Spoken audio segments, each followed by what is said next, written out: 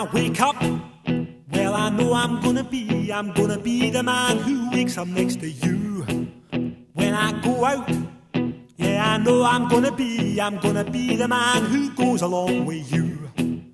If I get drunk. Oklahoma City Thunder finally punched back against San Antonio. Oklahoma Sooners basketball, not so much. They went to the canvas hard, never got back up. Softball, another week closer to the softball season starting, and we've got some talk about the heart of Oklahoma's lineup in 2026. Welcome to the Sooner Nation podcast.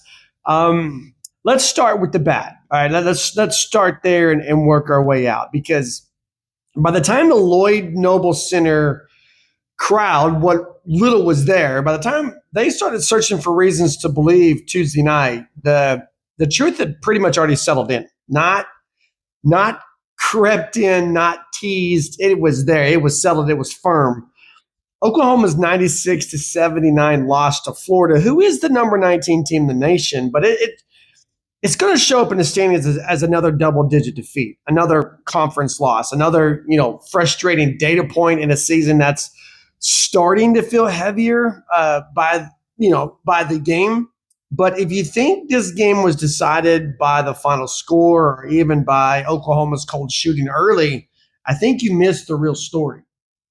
This game wasn't, well, it was. I just say it this way. This game was lost absolutely 100% in the paint.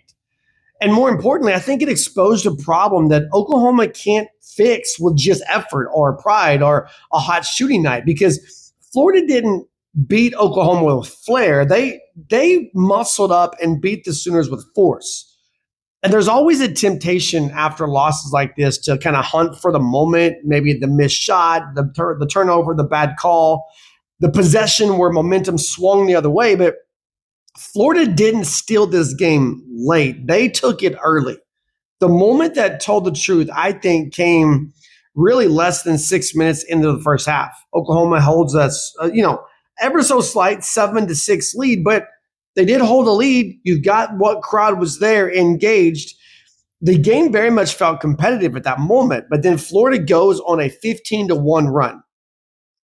Not because Oklahoma collapsed, not because the Sooners panicked, but just because Florida decided the game would be played inside. And Oklahoma just could not stop it. From that point on, the matchup was clear. Florida turned the game into a wrestling match, if you will. Oklahoma showed up, with a fencing sword. And by the time the Gators stretched the lead to 35-15 late in the first half, the outcome felt less like it was unfolding, more just like it was being revealed to us. Halftime tells a story pretty bluntly, 46-24, not just a deficit. That was Florida imposing terms. And look at the numbers, because they're not cosmetic, they're structural. Florida scored 60 points in the paint. Oklahoma, 22. Florida won the rebounding battle 43-31. Those aren't bad breaks. Those are symptoms. And before this turns into like a lazy narrative, let's be clear about something. This was not an effort loss. Oklahoma didn't quit. In fact, you look at the second half, it showed some resolve. It showed some real resolve. The Sooners shot a season best 63% from three-point range in the second half. They competed. They cut into that lead. They played with pride. Xavier Brown was aggressive and confident, 24 points for him. Alotsenev gave Oklahoma real minutes off the bench, finishing with 17 points, showing what the Russians could be like. So there was fight, okay? But the effort doesn't change a broken matchup. Florida didn't need to get hot from outside. They didn't need gimmicks or tricks. They simply went inside again and again until Oklahoma cracked. And Ruben Chinalu, we talked about him on the breakdown on our Facebook content. He treated the paint like it belonged to him. 19 points, 12 rebounds, no drama, just strength and positioning. Thomas Hall, 21 points without forcing anything. And he took what Oklahoma really couldn't take away, right? This was not finesse basketball. This was physical SEC basketball, old school stuff. And I think it highlighted something that Oklahoma has to confront honestly. This was the third straight loss in conference for the Sooners. And each one follows a familiar script. Competitive stretches erased by substantial physical disadvantage. The SEC, it doesn't reward finesse without force. You can move the ball, you can shoot well, you can execute offense beautifully, but if you cannot defend the rim and secure rebounds, you're living on borrowed time. Florida exposed that reality with brutality. Oklahoma shot just 29% in the first half. And yeah, that matters. But shooting struggles happen. What can't happen is allowing an opponent to dominate the paint and the glass at the same time. And that's how small deficits become avalanches. Once that avalanche starts, no amount of three-point shooting is going to save you. And that's where this loss becomes more than just one bad night, because it feeds into a narrative that Porter Moser still hasn't escaped at Oklahoma. Strong non-conference stretches, early optimism, then conference play arrives, and the physical reality hits. Oklahoma entered SEC play very much alive in the NCAA tournament conversation. Now they're sitting at 1-3 in conference play, and they're chasing ground instead of holding on to it. And I think the troubling part, it's not just the losses, it's how they're happened, right? Because Florida didn't expose a one-game flaw. They highlighted a season-long concern. Oklahoma struggles against teams that can play through contact, that they can control the paint, teams that can punish switches inside. It's not a schematic issue. That's roster construction meeting conference reality. And before Tuesday night, Oklahoma set around number 65 in the net rankings. Now, that number is going to slide, obviously. And while net isn't everything, it frames perception. At 1-3 in conference play, Oklahoma doesn't have the luxury of patience. Now, there is some good news here because the SEC offers opportunity. Nearly every night is a quad 1 or a quad 2 chance. But the bad news, opportunity only matters if you seize it. With 15 conference games left on the schedule, Oklahoma still has pass forward, but the margin for error is shrinking and shrinking fast. Losses like this, they don't just sting, they demand answers. And right now, Oklahoma doesn't look like a team that's trending towards March. They look like a team hoping the math works out. That's a dangerous place to live.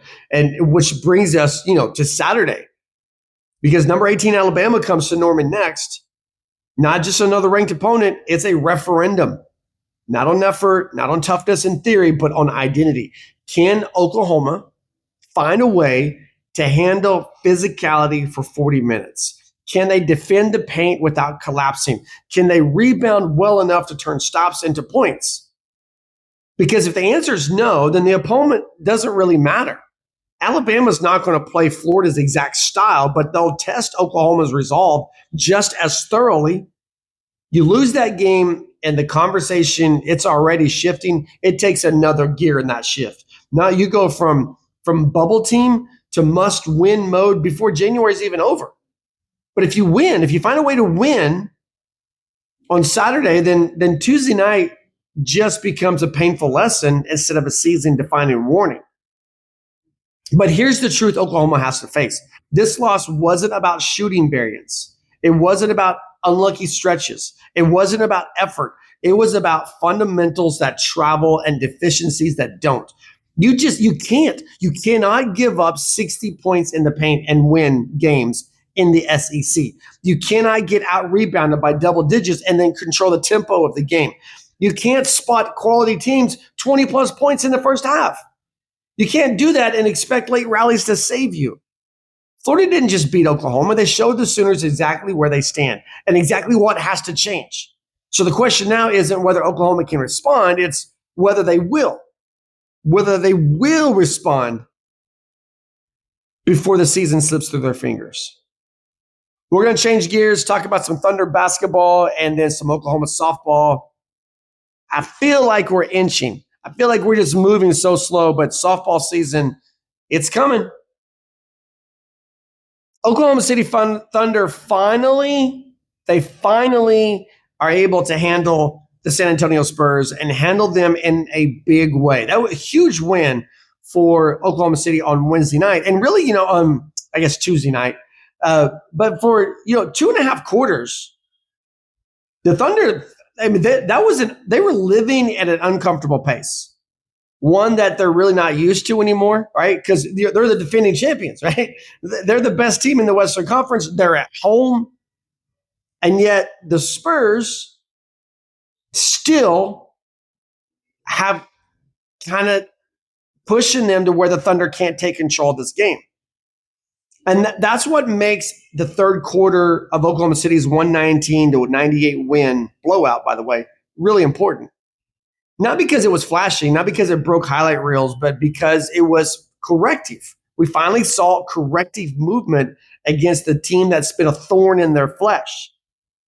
This was the moment when the Thunder stopped, negotiating with the Spurs and just reminded San Antonio who they are. Because make no mistake, this wasn't another January game. This was unfinished business. The Spurs had already beaten Oklahoma City 3 times. One of those losses snapped the Thunder's 16-game winning streak way back in December. Another one came, with a level of physicality that just lingered. San Antonio didn't just beat Oklahoma City. They got under the Thunder's skin. And you could feel it from the opening tip on Tuesday night. This game had an edge. 48 fouls in total, 3 technicals, constant chirping back and forth, bodies on the floor, hard contests at the rim, no rhythm, no comfort. And like I said, for 2.5 quarters, it felt like San Antonio believed they still had Oklahoma City figured out. And that belief mattered because up until the third quarter, nothing had disproven that. But then comes halftime, where the game's still up for grabs. No separation, no decisive run, just 2 teams circling each other, probing for weaknesses. And the Spurs had every reason to believe that they could do it again for a 4th time. But then, third quarter, champions, they punched back. The Thunder opened the second half with an 11-0 run. And, the key wasn't the points, it was the pressure. Defensive pressure, passing lanes vanished for San Antonio. Dribble penetration became claustrophobic. The Spurs suddenly had, they had to work for everything. They responded like a confident team does. They come back with a quick 7-0 run of their own. But then came the moment that I think could have swung the night either way. You got Wemby colliding knee to knee with SGA, but it's Wembyama who goes to the bench. And those are the moments that tilt games. Those are like momentum moments. They're emotional moments. And Oklahoma City made sure that it only tilted in one direction because what followed that was a defining stretch of the game. You got a 14-1 Thunder run that didn't just push the lead, but it kind of ended the game before the fourth quarter ever even arrived. By the time that run was over, Oklahoma City had turned what was a close game into a 95-76 advantage. And San Antonio never threatened again. But here's the important part. This wasn't about shooting variance. It wasn't about luck. It wasn't about a hot hand. It really wasn't even about Wemby going to the bench. It was about force. The Thunder outscored the Spurs 40-24 in the third quarter by doing what championship teams do when they sense resistance. They tighten the screws. They don't panic. They don't overreact. They don't try to win the game in 5 possessions. They just suffocate you. Over the final 2 quarters, San Antonio scores just 40 points total. Now, that's not a coincidence. That's an adjustment. And at the center of all that, once again, you got the MVP, SGA, finishing with 34 points, 5 rebounds, 5 assists, 4 blocks. So that stat line's pristine. But the timing was everything. 15 of those points came in the third quarter, and every one of them felt heavier than the last. Right? Driving through traffic, mid-range pull-ups over late contests, defensive plays that ignite transition. This wasn't SGA as an entertainer. It was SGA as an enforcer. And quietly, almost casually, he extended one of the most remarkable streaks in NBA history, 111 consecutive games with at least 20 points.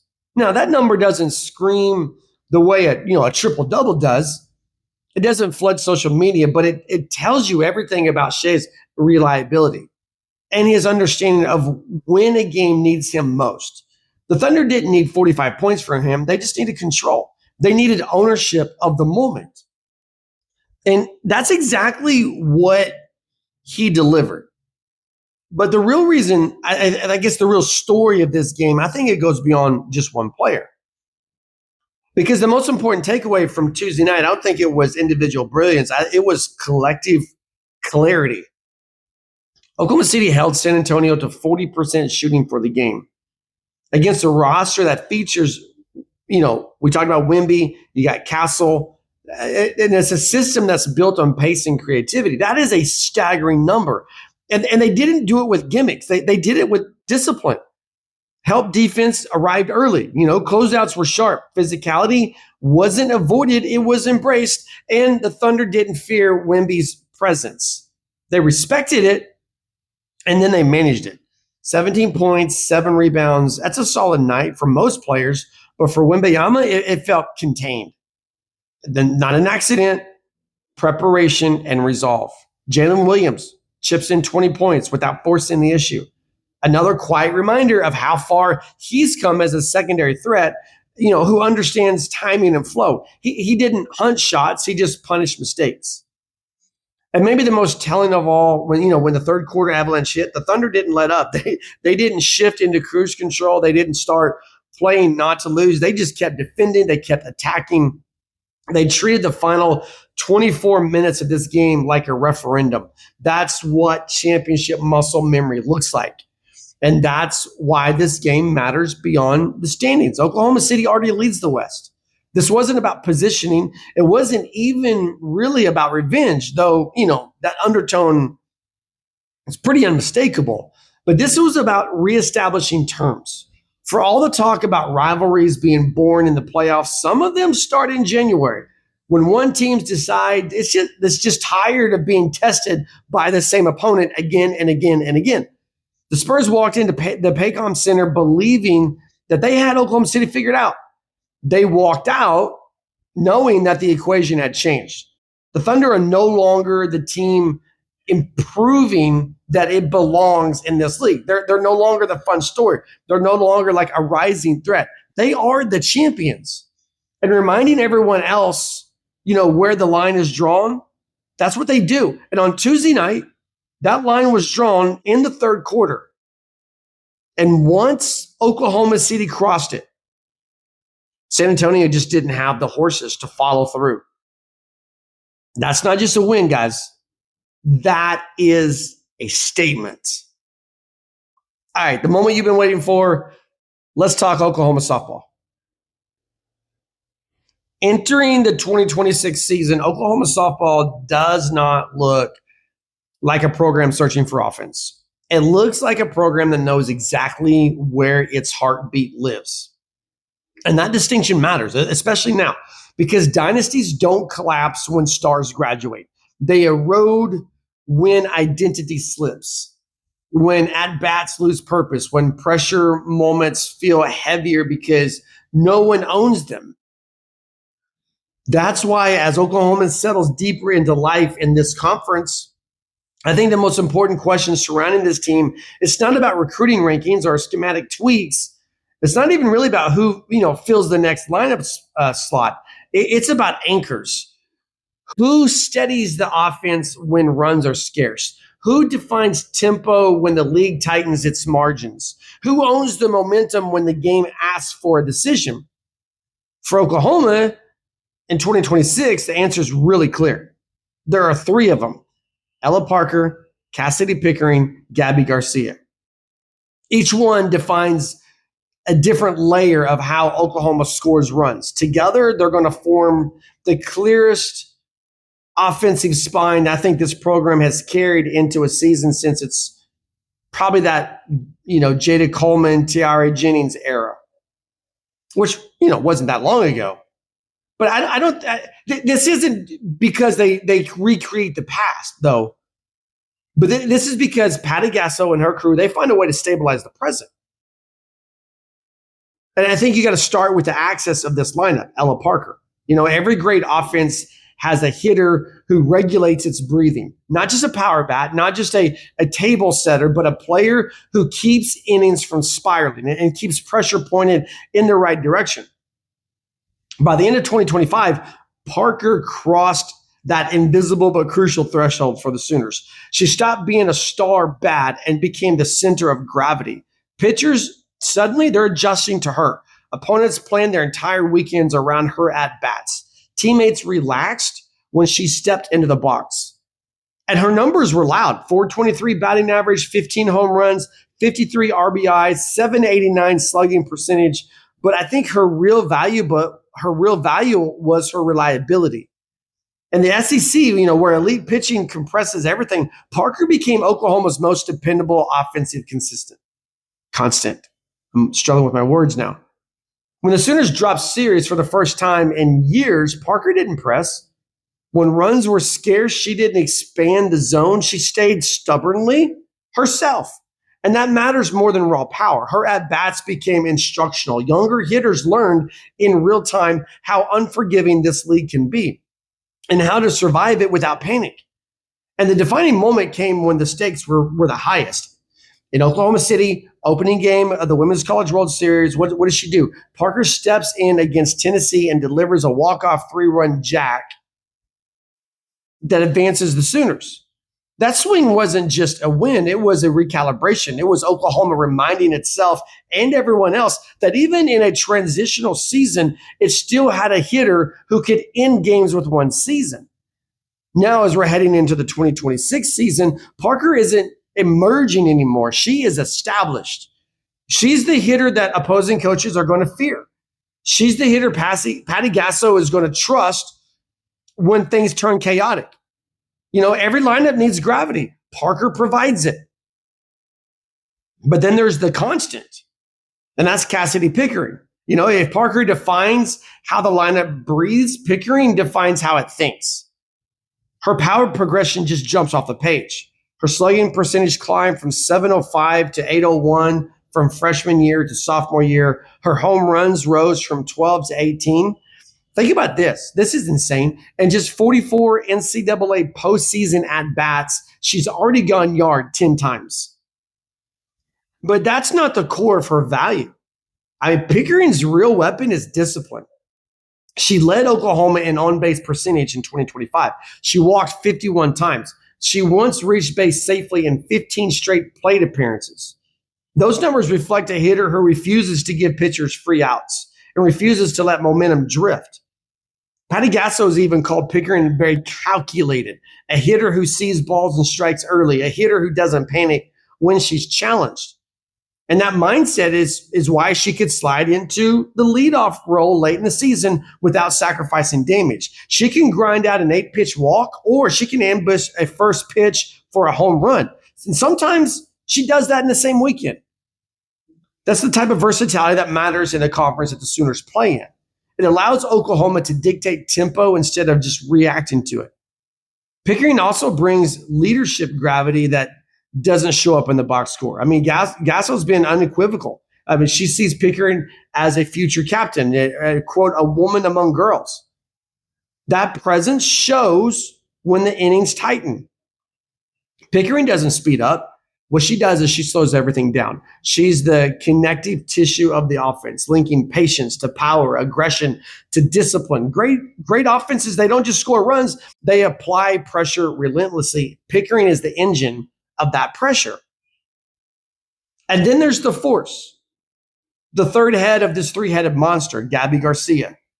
Every offense needs a player who can flip a game with one swing, not occasionally, but predictably. Garcia became that player as a true freshman last season. Her 2025 numbers alone are staggering. 351 batting average, 20 home runs, 58 RBI, 1.166 OPS. A 5-game home run streak that's not really been seen at Oklahoma. It's not been seen by a freshman since Jocelyn Allo. But we got to talk about context, because context is everything.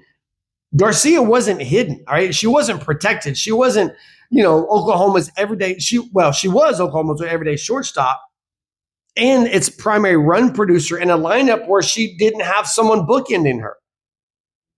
So that's a rare combination anywhere. At Oklahoma, for a freshman, it's almost unheard of. And she didn't just hit, she hit when it mattered most. You think about her walk-off 3-run homer against Arkansas in the SEC tournament. That was the semifinals. It completed the largest comeback in tournament history. And the Norman Super Regional, she homered twice in the series, clinching Oklahoma's series over Alabama. Those weren't just freshman moments. Those were cornerstone moments. Defensively, she anchored the left side of the infield with a .978 fielding percentage, and she earned SEC All-Defensive honors. Offensively, she forced opponents into impossible choices. You pitch around her, you got to face Parker or Pickering with traffic on base, or you challenge her and you risk damage. Her pedigree shows her composure. From her mother's elite shortstop background to her championship resume as a javelin. Garcia, she doesn't just chase outcomes, she trusts the process. That mental maturity, again, for a youngster, that mental maturity allowed her to thrive in the most demanding role on the field. So heading into the 2026, Garcia is not just Oklahoma's future anymore. She is part of its present day identity. And I think here's why this trio works. This is why they're going to be so dangerous. This is why that not just the SEC, the country needs to take notice. Parker stabilizes. Pickering controls tempo. Garcia applies force. Those three things, they all interlock. So this lineup can score in waves or in bursts, with patience or with power, through sustained pressure or, a single decisive swing. Just as importantly, they model how Oklahoma intends to win this league again. This isn't an offense that's built solely on overwhelming depth. It is built on decision-making, composure, execution. Each of these three hitters thrives under scrutiny. None of them shrink when the margins disappear, and that matters more than raw numbers. Championships in this league, they're won by teams that understand who they are when nothing comes easily. And as Oklahoma looks towards 2026, the path, it's not going to be forgiving, right?